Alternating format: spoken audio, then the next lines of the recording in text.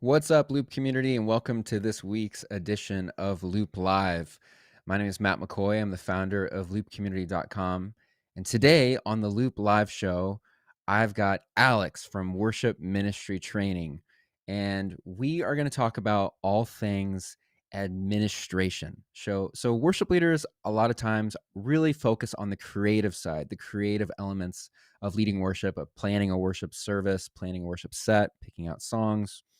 But there's this whole other side of being a worship pastor, and that's the administrative side. And so we're going to talk about tools that help worship leaders handle the administrative aspects of being a worship pastor. So I'm really excited about this conversation. If you guys have any questions at all, type them into the comment box down below, wherever you're watching from. Ask questions. We'll take some live questions if we have some good ones. And it's going to be a great conversation with Alex. So without further ado, here is Alex from Worship Ministry Training. There I am. Alex. Hey, Matt. Hey, Matt. Hey, man. So good to see you.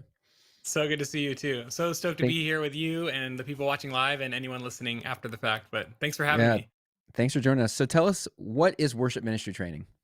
So Worship Ministry Training is a website and podcast, monthly podcast that I started 8 years ago. It has grown into, hopefully a very helpful, practical tool for worship leaders who literally just got zero training. Most of us get thrown into worship ministry because we're musical. And now we find we have to be a leader, a theologian, a pastor, a shepherd. And we're like, what? I just play guitar and sing. So that's most of our stories, I think. So this is stepping into that gap and saying, here, let me give you the practical and helpful resources you need to actually lead a ministry, because it's not just like you said in the intro, music is 10% of what we do, right? Yeah. There's 90% of what we do off the stage. And so this is giving you the tools both for on stage, but also all the behind the scenes leadership stuff. That's what we do. And it's a podcast, it's courses, it's ebooks, and it's a lot of it's free. So yeah. That's awesome, man. What a great tool. So why should worship pastors have administrative systems in place? And that almost seems like kind of an obvious question, but a lot of worship pastors are so focused on the creative side that sometimes we kind of neglect the administrative side. And maybe it's even a side that we're not super strong in. So why is it important to have these systems in place? Yeah, and I think a lot of worship leaders are like, I don't even want to hear about administrative systems. They're running in the opposite direction. Yeah, boring. But I just want to set it up like this.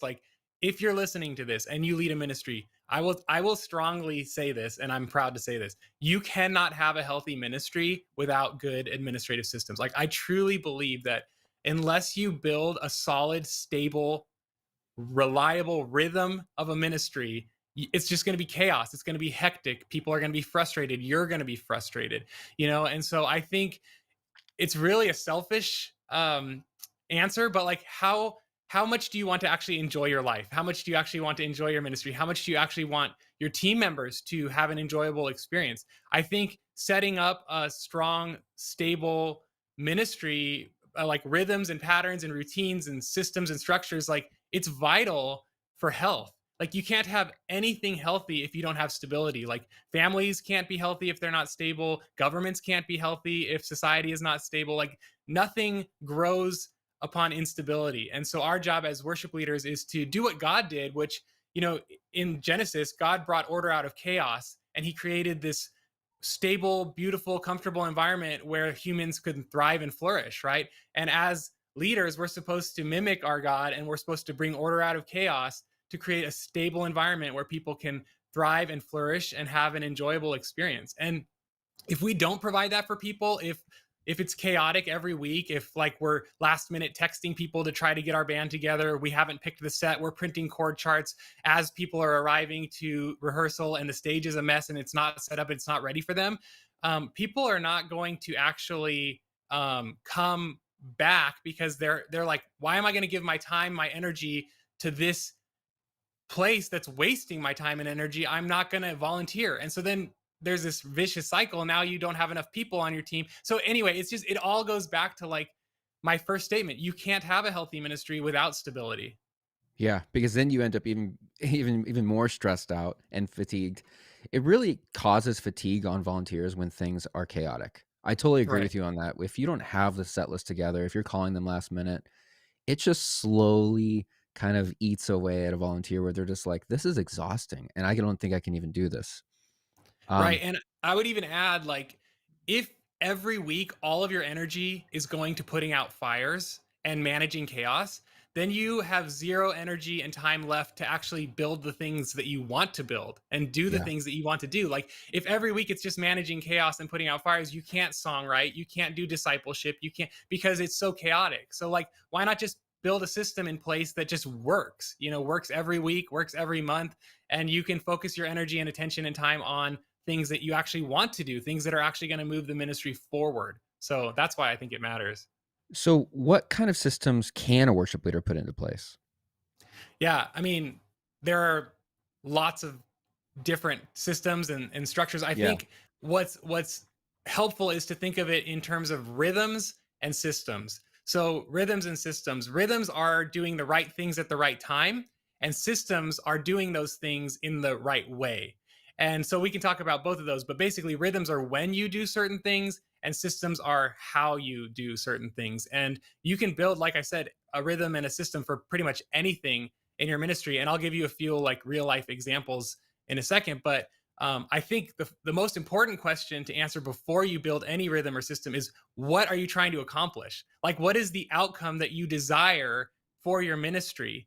And once you have that outcome in mind, you can work backwards. You can reverse engineer your system and your rhythms to get you towards that outcome. For example, like let's say you really want your worship team this year to become more of a family. Okay, that's the desired outcome. So, what do I need to do every single week to actually make that happen? Like, what are the tasks that need to go on my calendar to move me towards that desired outcome? So once you have that outcome, then you can build a rhythm or a system for that.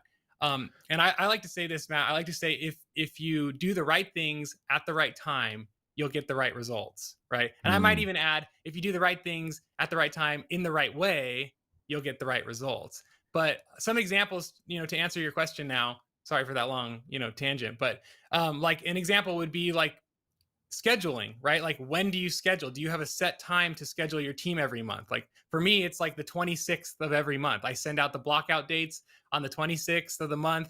And I mean, it could be 25th, 27th, doesn't matter. But around that time window, every month, I do that. And then 3 days later, after everybody blocks out their dates on Planning Center, I build the schedule and I send the requests, right? So having that just pattern, because ministry is a pattern. Like Sunday's coming every week, so why not set up your week so that you do the same things on the same days every week, and it's not like you're reinventing the wheel each time, right? So for me, Yeah. Monday mornings I schedule my sets. Monday afternoons I send my set notes to my team for that upcoming Sunday. And it's like a pattern, it's a habit. I don't have to think about, when am I going to send my set notes to my, it's just like, no, every Monday. So that's the rhythm side of things. If you want to stop and ask questions, we can stop there, or I can talk Well, about the system side too. I feel like that's such a good point that rhythms and the tools are very different because you have to have the rhythm, you have to set aside the time to actually get the specific task done. And I love what you're saying about, you just choose. Hey, on Monday, I'm doing my sets. Tuesdays are getting the chord charts together. Wednesdays is rehearsal. You set a rhythm. Now, the tools you use to actually do those things, well, I'm sure we're going to talk about that in a second. There's a Mhm. lot of tools out there. What would you say? I think the rhythm, though, might actually be the hardest thing for worship pastors to set Yeah. because the tools are awesome. There's so many tools out there that make the actual planning part of it easy, but it's almost the self discipline part of setting those rhythms that seems to be difficult. Do you have any tips for worship leaders who maybe have a harder time setting those disciplines and those rhythms? How can you Yeah. get started doing that? Well, a couple things come to mind. One, you definitely have to see why it matters. So all the stuff we just talked about, like hopefully that convinces you that, like, yeah, gosh, I really got to like stop managing chaos and just build a structure for my routines every week. Because I mean, like I said, Sunday's always coming. It's not like there's any surprises. So why don't you just get on the front end and get ahead? I think one thing that might be helpful, I can share my screen, Matt. I actually have a free ministry calendar for worship leaders. It's a ministry calendar template that you can take and you can literally borrow, steal, tweak, and use for your own ministry. That I have like weekly tasks, and I would like categorize those as like service related tasks, right? And here's what you should do Monday, Tuesday, Wednesday, Thursday, and Sunday. That's my schedule. Obviously, my schedule and my routines and my tasks are going to look slightly different, but worship ministry is the same in most churches. So, this is your weekly schedule. Your monthly tasks, I would categorize them as team maintenance tasks. That would be things like scheduling and taking people out to coffee once a month and sending a heartfelt thank you message to the team, like little things that you want to do every month to do team maintenance. Then you have like quarterly type activities, team building things like mini golfing with your team, musical training workshops, biannual, annual. So I can give access to this. In fact, if anyone listening or watching wants it, they can just go to worshipministrytraining.com/resources. That page is all full of free resources. They can put their email in, and this ministry calendar template will get sent to them. I think like within 3 days. And so if they want it, they can grab that. I also have like an actual calendar view of like what to do, and then the color coding is, I know I'm a geek, right? But I want to be helpful. That's why I make these things easy to understand. So color coding for weekly versus quarterly versus monthly versus, so either of these are available. If you just go to worshipministrytraining.com/resources, they can grab that, and hopefully that'll help them get a good head start on like how they can structure their time, Matt. So does that kind of answer the question? Totally. Yeah, this is super helpful. Hmm. So let's talk about um, the tools. So what types of systems can be put in place? So we're not talking about rhythms now. Okay. Yeah. So a system is how you do something, right? So I think, gosh, I mean, well, we can talk about tools or we can talk about systems and then we can talk about tools. Because I mean, like you said, it doesn't really matter what tool a worship leader prefers. Like, Yeah. what calendar app do they want to use? I don't care. Like, whatever they like. What task management app do they want to use? What project management do they want to share with their other, worship staff or worship volunteers? Asana, Tick Tick. Yeah. I mean, who cares? Like whatever you guys like. The point is not the tool, although we can talk about tools and I can show you guys what I use, but the point is like designing everything to function smooth for you and for your volunteers. But in terms of the systems, I would say you should have a system for how to audition people. Like, what are your A, B, C, D, E, F, G steps when someone comes up to you after service and says, "Hey, I've played on a worship team before. How do I get involved?" If you have to reinvent that process every time for every new person who comes to you, like you're just doing extra work. Why not dial it in, figure it out, and say, "This is how we audition people." Or this is how we onboard a new team member after they get approved to be part of the team. Like, these are the training resources we have for them. This is what we want them to do. This is what we want them to read. This is what we want them to watch, because we want to set them up for success, right? All of Yeah. this is an act of service that you would do. I mean, you can even have like a system for how you organize your backstage area and like hang your microphone cables so that you don't have to look for the 20-footer when you need it really quickly, right? So I mean, you could design a system around anything. It's just about doing the work once, doing it well, and then you don't have to reinvent the wheel every time, right? Yeah, that's so good. So how Mhm. what are some of the best ways that worship leaders can actually introduce these systems to their teams? I mean, I saw this question beforehand and I was thinking about it, and it's like, honestly, it's not even really something that the team members have to participate in. It's something that is our responsibility as the shepherd of the team to develop the rhythms and the systems. Like, your team is just the beneficiary of the rhythm and the system that you put in place. You're doing the work, they're reaping the reward, right? And so I don't think there's a lot that your team members really have to do. The only one that comes to my mind is like scheduling. Like, I need to my team members need to cooperate with me in scheduling, right? Mhm. And so for me, it's about training, and when you onboard a new team member, and I can share my screen and show you a bit of our onboarding process for our church. I work at Calvary Chapel South Bay in Los Angeles, and we've put together like an onboarding little web thing. And Yeah. honestly, I can give all these links to you guys, and you guys can copy them and steal and borrow. I don't care. Like, this is all, and actually, Matt, I don't know when I know this episode is live right now, but I'm not sure when the audio is going to be releasing. But in about a month and a half, I'll be releasing a brand new course on my website called the Copy Me course, where I literally show you every single thing I do to make my ministry work. Every from set building to scheduling to how I chop songs for Ableton to all of that. So that'll be, if they want that, they can go to worshipministrytraining.com, and it'll be up live in like what is it, February? So in the middle of March it should be live. But That's awesome. I can right now I can give access to all of these things to your listeners, to your viewers. If you want, I can share the screen, and I can show you a little bit of our audition process at our church. So this is an example of a system. And Matt, stop me if I'm going in a direction you don't want me to go down. No, this is But great. Okay. So basically, when somebody comes up to me after service and says, "Hey, I wanna play on your team," I say, "Great. Here's my email address. Please email me." That's the first step in my process, because I want to see if they have the initiative and if they're responsible enough to actually follow through. So I put the ball in their court. Like, okay, like if this person can't email me, how can I expect them to prepare their guitar parts, right?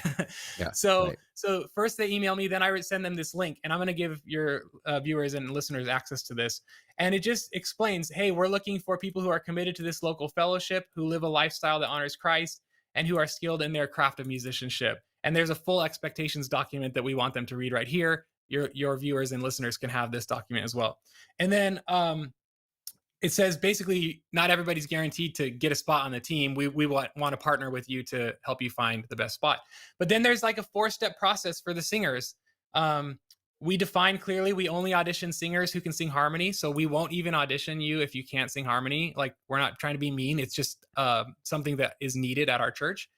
And so they click this folder. There's some MP3s and some charts in there. They film themselves singing the harmonies to those songs, and they upload them to this Dropbox file here. And then I follow up with feedback. That's the first thing I do, is I give feedback. I don't even say yes or no. I just say, hey, here's what I saw that was good. Here's a few areas that I want you to work on. And the reason I do the feedback immediately is because I want to initiate that coaching relationship with them right from the outset. And so yeah, and then we move from there into the audition, like in-person audition, if they have the ability to, if I think their video is close enough to where they need to be. So that is our system for auditioning. Now, I can't remember what your exact question was, Matt. So please. No, this is great. Keep walking through it. Okay. So if they get into the team, or on the team, you really want to begin onboarding them. And onboarding means helping them understand your culture, your values, your vision for your team, and just kind of the expectations of what it means to be on the team. And so I have, I'm not going to open the webpage here, but there are web pages that explain our values, and I also give them these sheets in person as well. And then once they we talk through that, we begin the training process. So the training process, I send them some links. These are just little, again, your listeners and viewers can have access to all of this, and they can copy the text or change it for their own context, whatever they want. And it just explains what we're looking for in an electric guitar player. Like, we're not looking for a shredder. We're looking for someone with a modern contemporary style that uses influences like U2 and Coldplay for inspiration. And it goes into more detail there. And then I can't show you. Well, here it says these. Watch these following online guitar courses. These are free online guitar courses that I found that are good. And I'm like, watch this. And then I have some examples of videos, YouTube videos of great guitar tutorials for modern worship songs. So I have one for guitar, for bass. But you want to give them the tools. First of all, you want to set the expectation for what you're looking for, so they know how to succeed. The key to being a great leader is to provide clarity. And so your job is to give clarity for what you're looking for in an electric guitar player, in a bass player, in a singer. And that's the online training portion. I'm just sharing what our process is, because this is a system that we've built to get a good result. And then we begin scheduling them for in-person training. And for that, they just come to Planning Center. We can talk about Planning Center because that's a huge part of our life, right? But we schedule them as a training position in Planning Center, and then they show up and they shadow whatever position that they're supposed to be playing. So they'll watch the bass player with, they'll wear in-ear monitors, they'll hear what we're hearing, they'll hang out with the team, they'll spend time with us. Yeah. So that's that. And I don't need to keep sharing my screen anymore, but yeah. No, that's Any great. So, any thoughts? let me ask you this. Let's just say you set up a system, maybe Mhm. it's how you hang your cords in the back room, or Mhm. where you put your in-ear monitors when you're done with your in-ear monitor pack, or maybe it's, how rehearsal flows or how sound check flows. Like, you're setting up these systems. What do Mhm. you do if there is resistance to the systems? So if there's somebody on your team that just will not abide by your system, like maybe they Mhm. won't. How about this one? You're using a planning tool like Planning Center, and this person just refuses to accept invites in Planning Center. They just want to text you or Yeah. something else, or I don't know. Sh Yeah. I What do you mean, do? that this is the great, beautiful part of being a pastor in ministry is you have to deal with difficult people, right? I mean, Yeah. this is life. So, I mean, Matt, I mean, how would you handle that if you had a team member who refused to show up prepared, or what would you do? I would probably take them out to coffee and vision cast for them about why we do what we do, why we have Right. the system in place, that it's there to help them, it's there to help everybody.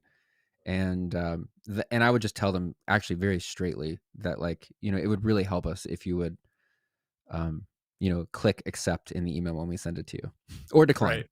But just Right. use the email that we send you, because that would really help so that we can really focus on other parts of ministry instead of having to hunt you down.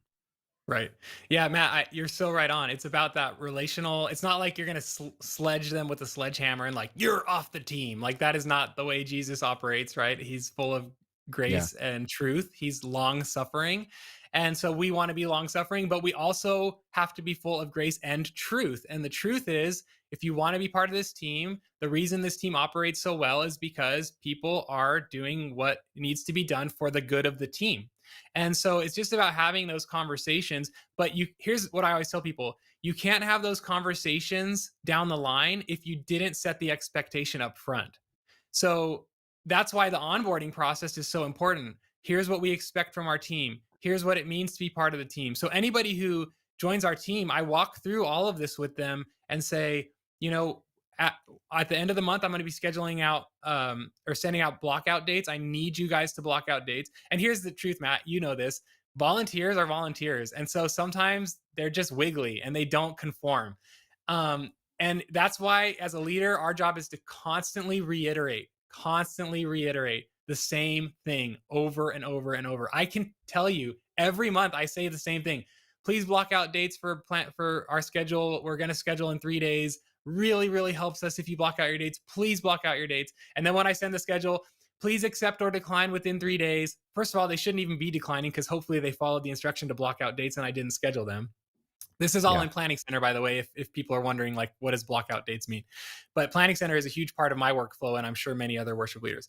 yeah, But yeah, so I'm constantly asking them, like, please accept or decline within 3 days so we can move forward with this, scheduling. So it's a pain, but welcome to leadership, right? I mean, gosh, how many times does God need to tell us the same thing over and over and over before we like start to yeah, right. slowly, slightly conform? And it's the pastoral element of being a worship pastor. So, um, this has been a rough couple years, I feel like, for churches and worship leaders and worship team members, not being able to be in church with COVID, and, people are feeling, I think, more isolated than ever. And I'm curious, is there any sort of structure or system that you've seen put into place that helps encourage health and stability to your worship team? And maybe it's even just the pastoral part that we're talking about. Like, is there a system in place where maybe it's not just all about the music, but it's also about the people? Okay. Yeah, that's good. Well, like in that first screen share with the rhythm list, there are very relational tasks, if you want to call them tasks, in that list of what you should probably be doing every month to continue to connect with your team. So, like today at 3:45, I'm taking a guy out to coffee. I try to do it like once a month. It doesn't always happen, but with like shepherding the larger team, there are spiritual practices that you can do to create stronger disciples of Jesus. And sorry to keep plugging stuff, but like there's that No, it's good. all these free resources. I literally have one of the emails that you'll get is 5 free ideas for discipling your team. And I can just share what they are right now. But like one of them is a prayer partner program. So like you can just literally every month pair up your like 2 guys and 2 girls, and then you pair up your whole team 2 by 2, just like going into the ark. Just kidding. And 2 by 2, you pair them up, guy, girl, girl, and you say, hey, your job, guys, is to pray for each other every day and call each other once a week. And you do that for 2 months. They get to know each other, they get to pray for each other, and that weekly phone call checkup. Now, not everybody on your team is going to do it, but some of them will, and the overall team will be stronger for it. And then after Yeah. 2 months, you switch partners and you do it again. And so that's a little simple system that you can put in place. Another one would be, hey guys, this month we're gonna do this Bible reading plan on the Bible app together, and we're gonna read it every day, and then on the seventh day we'll do a group text about what stuck out to Yeah. us, right? So that's something you can do, or even in between services. Like what we try to do is we try to discuss the pastor's sermon with our team every week. So those are just a Mm. few ideas for just little rhythms that you can put in place that are going to help your team spiritually develop. But I don't know, Yeah. Matt, you would agree, everything in life is a habit. Like I choose to try to exercise 5 days a week, right? I choose to try to read my Bible every day. I choose to try to read a book that's going to help me grow every day. It's like you just build these systems into your life and you get healthy. The same thing is true for your ministry, right? Yeah. I completely agree. There's a lot of really great tools on this site, man. Worship ministry training. Thanks for joining us. Is there anywhere else you want to direct people to find you, to sign up? I'm not on any social really personally, but Yep. worship ministry training is everywhere. Although I'm not really even that big on social. The website is thebestworshipministrytraining.com. There's free resources. If they want to get signed up for all those emails that I was talking about, worshipministrytraining.com/resources. Those are all Yeah. free. The podcast obviously is free. I also have free courses there that they can take for free without even having to put their email in. Yeah. And then I do have paid courses for set building, team building, stage leadership, like increasing congregational engagement, and Yeah. a couple others. But the new one that I'm most excited about is that Copy Me course, because it's literally like I'm showing you how I use Planning Center, how I set up tags in Planning Center. Do you want to talk about Planning Center at all? Because that is that's just such a huge part of the Yeah, we tools could that talk we about planning use. center. We also have a question that actually came in that I'd love to, ask as Yeah, well. go for it. Let's talk about that first, and then we'll talk about planning. But we have a question from Bob on Hmm. Facebook, and he says, "What thoughts do you have on an audition process that can't necessarily afford to be so choosy, and picky, Right. but can still protect the team from a member who's not yet ready?" Right. How do you That's find such a that balance?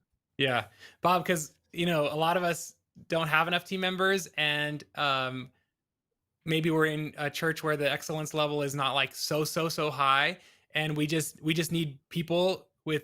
First of all, look, you're looking for a willing heart who loves the Lord, right? And Matt and I had a conversation yesterday. Well, that'll be on my podcast. Matt will be on my podcast soon, and he just said it's all about the people. It's all about the people. So people over product every day, right?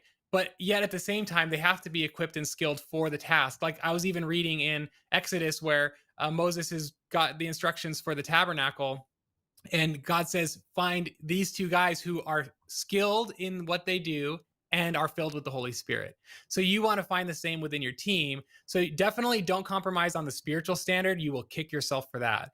But also don't compromise too much on the musical standard, because if you add someone to the team that's not ready and that's going to drag down the overall, you are going to kick yourself, because now you have to probably eventually take that person off the team.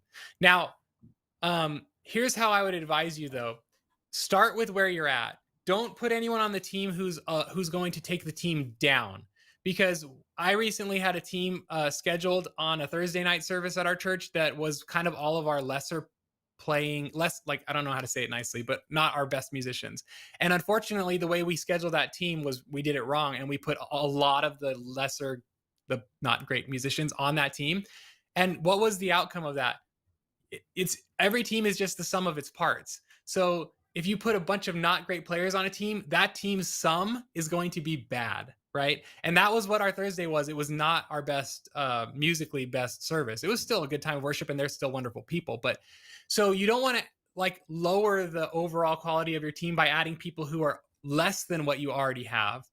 Now, if somebody is close and you can spend time training them and developing them and helping them grow, and like inviting them into your office every week and spending time helping them develop, go for that. Like if here's where the rest of your team is, and this person is here, and you can spend 5, 7, 8, 9 weeks with them and get them here, do it. Do it, because that's kingdom advancing. But if they're just like not really anywhere close, don't add them. You will regret it. It's better to have a small team that plays well together than a big team that's a hot mess, right? And so I would say definitely, don't go too low on your standards, but find ways to develop people to get up to the standard. And I always say this: don't rush to put someone on the team if they're not ready, but do spend lots of time off stage with them, getting them ready. And then once they're ready, you add them, and you do that again with the next person and the next person and the next person. And pretty soon, everybody who joins your team is on that level. And I'll go one step further and say, eventually, as you continue to add better and better people, the people who are not as good will start to fall behind, and you'll need to start to develop them, or you'll have to maybe have hard conversations with them, or they'll naturally see that they're just not able. The Lord will deal with all that, and He'll help you when that time comes. But those are just some thoughts that come to mind, Matt. Those are great answers. There's a lot of great tools out there for helping your team grow in their craft too. Online tools like Worship Online, Worship Hmm. Artistry, that you could send people, training videos on how to get better at their guitar or drums. And Hmm. but it is a interesting balance, because you might have the same story. I know for me, I would not be doing what I'm doing now, and I wouldn't be leading worship if someone didn't believe in me when I was 13 years old and a horrible guitar player and a horrible singer. Right. And someone, though, believed in me. Someone saw something in me. Maybe it was a willingness to learn and to grow, or I don't know, but they invited me into their process and their team, Right. and it changed my life. And if that person would have had too high of standards, they could have excluded me, and that could have changed my past 20 years. Yes. I So, just I just texted the guy who changed my life because it was his birthday yesterday. And I said, "Phil, you changed my life. The Lord used you to change my life and put me on and change my future." Because he invited me into the youth band when I was 13, same as you. yeah, And I am who I am today, and I'm doing what I'm doing today because of Phil Eisenhower doing that. So what I would tell, I think his name was Bobby who asked the question. The other thing to understand is you should develop other areas of ministry that are musical, but that are safe places for people to develop. So you should create a youth band, you should create a men's ministry team, or like people don't have to develop on the main platform. You should create other venues for people to develop and get the skills. So the guy that I'm going to go have coffee with today, bass player, the first thing I'm going to do is put him into the men's ministry and let him get used to our team, our style. And that's a smaller context, less musical excellence necessary. Watch how he does there, and then move him up to the main sanctuary. That's my plan with this guy. So I would encourage everybody to figure out other venues and develop other venues. For example, we're starting a yeah. choir here to teach people how to sing harmony, because we have a lot of singers, but they can't sing harmony. But that doesn't do us any good for our main platform. So okay, we're going to start a choir, and it's going to be run by mostly volunteers. So just think creatively about where you can develop people. I think it's an interesting topic that I actually would like to just spit on for a little bit, if you're Yeah, let's cool go with for it. it. Yeah. Uh, because I do think that if I'm looking back, when I was on staff at a church, I definitely had like high standards. I was always looking for like good musical quality. Looking back on it now, I'm like, because I'm not on staff at a church anymore. Looking at it from like almost an outsider in a way, like outside church staffing, I'm like, was I treating that too much like an organization? Like when you're hiring someone for a team, let's just say I'm looking for a web developer. I want them to be the best web developer in the world, otherwise they're not getting the job, and I'm gonna decline any applications that are for people who aren't good at that. Mhm, mhm, So if I'm declining people on a worship team who just are wanting to serve, and maybe they're not the best bass player, but, they have a bass that mhm. their grandpa gave them and they took some lessons and they just are really passionate about it. Was it wrong of me to decline them? Because I'm almost like treating it like like a business, when isn't the church supposed to be about community? Isn't worship, what if we've actually made worship more about the music than we have about the people? And I feel like I'm becoming more and more lenient on, if someone wants in and they're a believer, and they I mean, I don't even know, maybe even if they're not a believer, I'm not sure what you think about that. But, like, if they're willing and they wanna be there, they wanna be a part of the community, isn't it, as the church, as Christians, our responsibility to be like, "Yes, like, come, like, join us. Join the group, like, we're not exclusive. We're not like this club that you can't join. Like, yes, be here.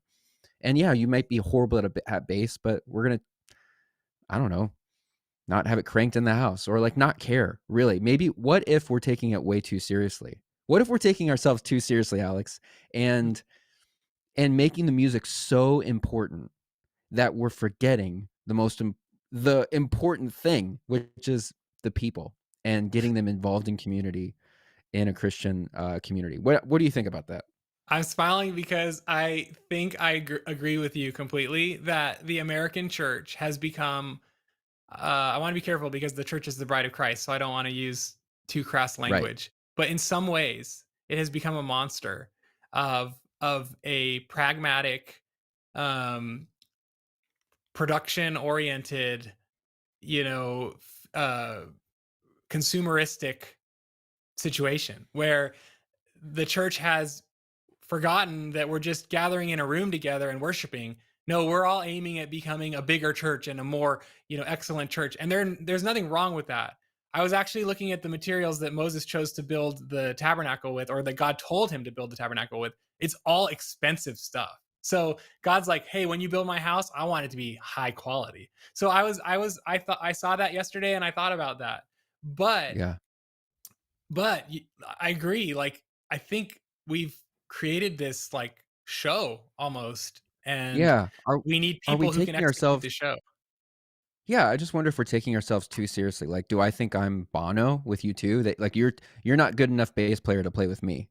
Right. And it's like, I just really wonder if worship leaders, like, we've started to, like, kind of take it way too serious. Mhm. It's like, I "Listen, you're think, not Coldplay. You're not a Chris Martin or something."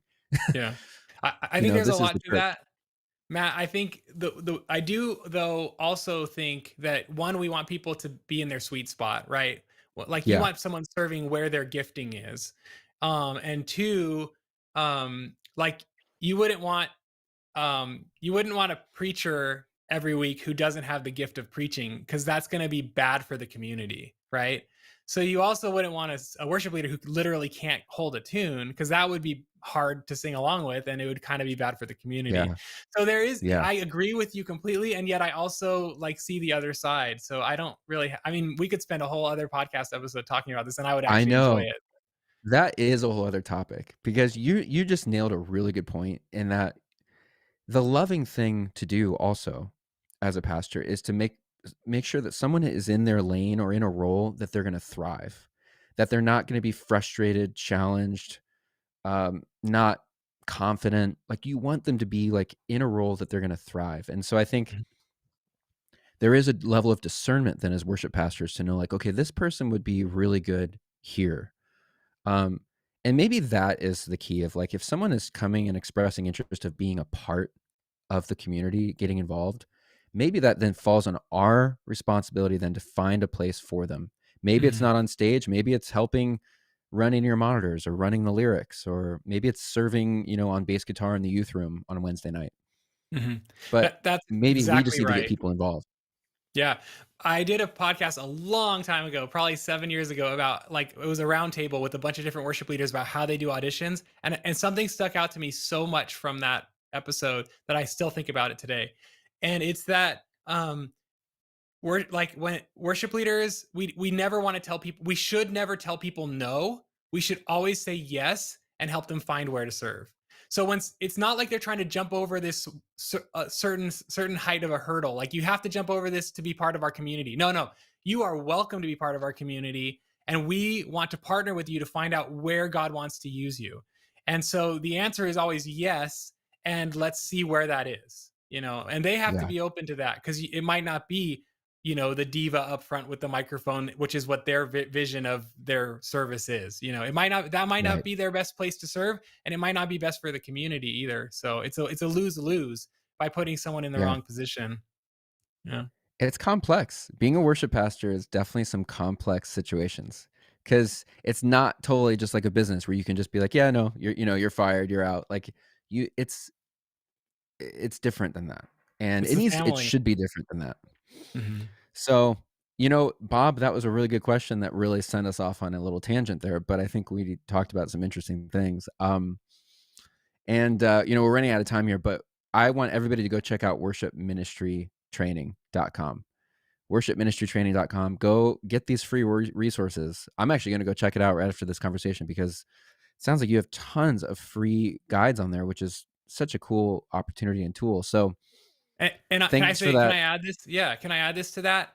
Anybody who's in a developing country, anybody who is in Africa or Asia or Central America, and who does not have, or Middle East, and does not have the resources to have your church purchase courses, if you're interested in them, if you email me, alex@worshipministrytraining.com, tell me where you serve. And if it's in a third world country, I will give you the full course bundle for free. I will always do that until Jesus comes back. And so, yeah, I just like you, Matt, and your That's team, awesome. I want to resource the local church and the global church. And so, yeah, if your church is a Western church and you guys got money and you can spend $99 to get 7 courses, like it's not expensive, and it's like hours Yeah, and hours of training. So, if your church can afford it and your pastor is down, like go for it. But if you're in a developing country, email me, alex@worshipministrytraining. I will give you them for free. that's awesome, man. Alex, thanks for joining us on the show today.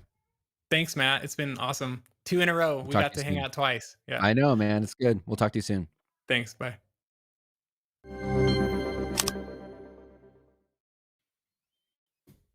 All right, everybody. Great conversation there with Alex from worshipministrytraining.com. Make sure you go check out that website. Check out all the free tools they're offering there. I just love Alex's heart, how he's giving away resources to churches outside of the United States, developing countries, and then just building so many great tools to help worship leaders come up with systems and processes or rhythms, also, as we talked about, for the administrative side of being a worship pastor. So thanks, Alex, for your heart and for everything you're doing there. Thanks for joining us on the Loop Live show. If you have not already, hit the subscribe button or follow us, like us on Facebook, and we will see you next time.